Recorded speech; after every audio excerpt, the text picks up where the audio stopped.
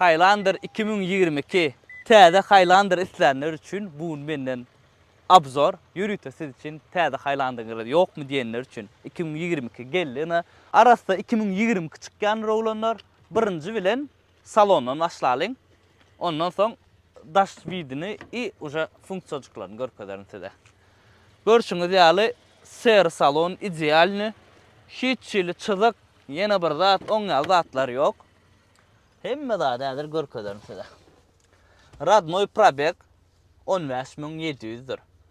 Yan gelli maşinin tek sürülönüm hiç çili. Yeni aytmazlar ayra baklan hemmesi yerine hiç yıl ayra bak çıkmadık. Maşin çalıca degim. Çalıca degim. Sonra öğredi normalca bakacağım. İnkalan zadım maşinine açacağın şey deyip berde telefoncun koyan, telefonla şu kamera al, otursa elek telefon yok. Koyan 5 paradına zaratka. İşlep çıktır onlar.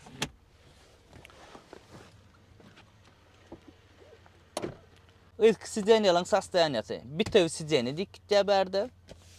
Ilına geçme için birazcık hareket etmeli olyaz. Şey deyip geçip bilyaz.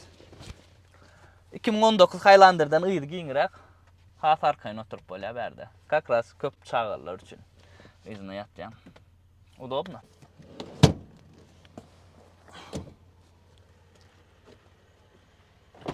Radnoy XL polnu privat'tır oğlanlar. Hem tirem işleyen çoğulya. Bagajının açılışı.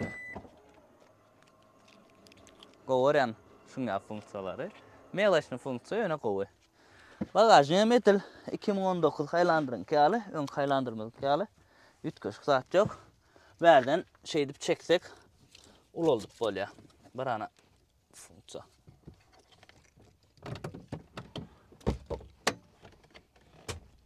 Şunga alet ul olduk böyle. Ul olsun vapşı spalini öyle yat vermeli.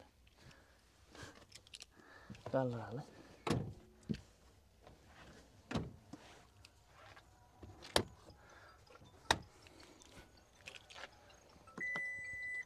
Bagajın yapılışı. İnni inhedeleri motor sorayanlar için.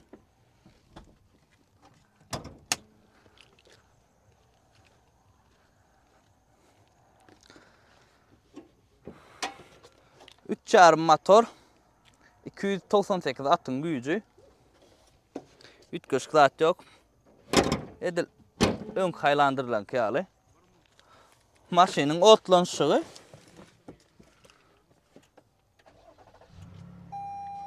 Görüşünüz yani. Hiç ilkemi yok. Ayra baklan bari yerine yanama ettim. Son hükman sever soruyorlar. Realne. 19'dan neme tapavdu hadi pel soracaklar bolar. 19'dan tapavdu.